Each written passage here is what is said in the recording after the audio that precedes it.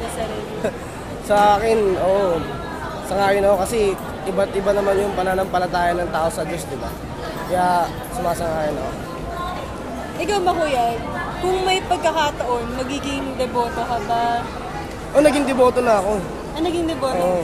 Bakit ka naging deboto? Kasi mataas ang pananalig ko sa Panginoon nga eh. Kasi sabi ko nga lang kanina, kung may takot ka sa Diyos, marunong kang, ano, di ba?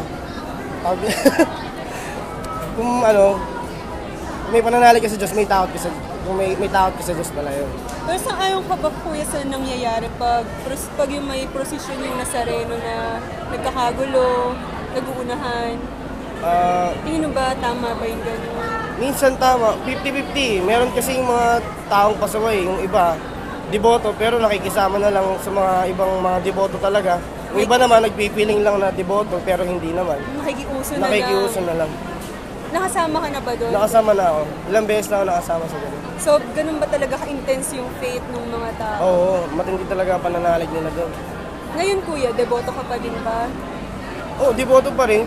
Once na naging deboto ka, hindi mo na maalis na, hindi mo na pwedeng sabihin na hindi ka na deboto. Kahit na hindi ka masyadong sumasama sa mga prosesyon katulad ng ganun, deboto ka pa rin.